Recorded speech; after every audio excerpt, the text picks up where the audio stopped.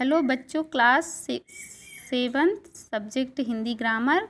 अब आपका जो है अगले वीडियो में जो पूरा हुआ था उसके आगे का आप देखिए। आपका है बोली की परिभाषा। किसी छोटे क्षेत्र में बोली जाने वाली भाषा का स्थानीय रूप बोली कहलाती है।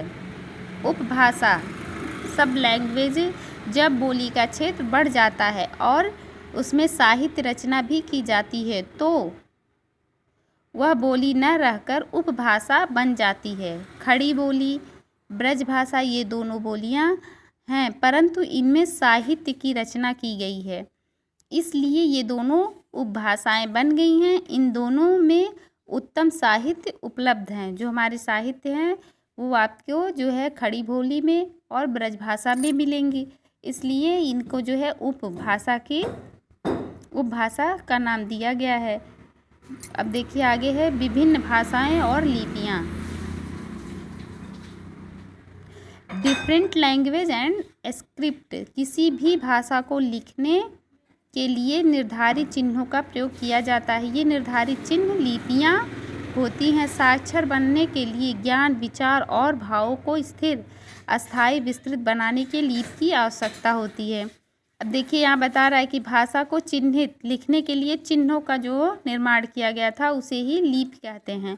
और हमें साक्षर या पढ़ा, आखिर आप जब पढ़ते हैं तो हिंदी पढ़ते हैं तो हिंदी की भाषा पढ़ते हैं, इंग्लिश पढ़ते हैं तो इंग्लिश की भाषा पढ़ते हैं। इसलिए हमें साक्षर पढ़ा लिखा बनने के लिए, ज्ञान, विचार, भाव को स्थिर एक जगह रखने के लिए, स्थायी, विस्तृत करने के लिए हमें जो किसकी आवश्यकता पड़ती है, लिपि की, उन चिन्हों की आवश्यकता पड़ती है। अब देखिए यहाँ परिभाषा। मौखिक ध्वनियों को अंकित करने के लिए निर्धारित चिन्हों की व्यवस्था को लिपि कहते हैं। यहाँ वही आपकी लिपि की परिभाषा है। प्रत्येक भाषा की लिपि विभिन्न होती है। मराठी, हिंदी और संस्कृत भाषा की लिपि देवनागरी है। पंजाबी भाषा की लिपि गुरुमुखी है। उर्दू भाषा की फारसी तथा अंग्रेजी भाषा की रोमन में लिखी जाती है। देवनागरी लिपि का विकास जिस प्राचीन भाषा से हुआ है वह ब्रह्म लिपि है। जो देवनागरी लिपि हमारी हिंदी भाषा की है, इसकी प्राचीन लिपि का नाम ब्रह्मी लिपि है। अब देखिए मातृभाषा के बारे में बता रहा है। मातृभाषा से तात्पर्य उस भाषा से है जिसे बालक सर्वप्रथम अपनी माँ से ग्रहण करता है। माँ बालक के सबसे निकट होती है, वही उसका पालन पोषण करती है। कहा गया है माँ बच्चे की प्रथम पाठशाला होती है। बालक अपनी माँ द्वारा बोले गए अक्षरों को धीरे धीरे ग्रहण करता है और उन्हें बोलना सीख जाता है। इस प्रकार माँ जो भाषा बोलती है वह उसे सीख लेता है। भारत में मातृभाषा के रूप में सबसे अधिक बोले जाने वाली भाषा हिंदी है। देखिए आप छोटे बच्चे होते हैं तो उन्हें वो माँ के ही पास ज़्यादा रहते हैं और जो माँ उनकी जो भाषा प्रयोग करती है उसी भाषा को वह बच्चा जल्दी जो है सीखता है।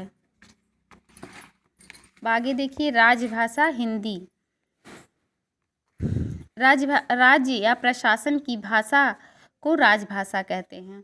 इसके माध्यम से सभी प्रशासनिक कार्य पूरे किए जाते हैं। राष्ट्रीय स्वतंत्रता आंदोलन के समय राष्ट्र नेताओं ने अपने भाषण में हिंदी भाषा का प्रयोग किया था। अधिकांश लोगों की भाषा होने के कारण 14 सितंबर 1949 को भारत के संविधान ने हिंदी भाषा को संघ की राजभाषा के रूप में स्वीकार किया। संविधान के अनुच्छेद 343 के अनुसार भारत संघ की राजभाषा हिंदी और लिपि देवनागरी है, इसलिए 14 सितंबर को हिंदी दिवस के रूप में मनाया जाता है। हमारी जो भाषा हिंदी है वो राजभाषा है। वो जो है प्रशासन और राज्य में जो ज़्यादा बोली जाती है उसे ही राजभाषा कहते हैं। इसे हिंदी दिवस के 14 सितंबर को राजभाषा का गौरव प्राप्त हुआ था, इसलिए उसे हम 14 सितंबर को हिंदी दिवस के रूप में उसे मनाते हैं। हमारा वीडियो यहीं पूरा हुआ। धन्यवाद। अगले वीडियो में आगे का हम आपको बताएंगे।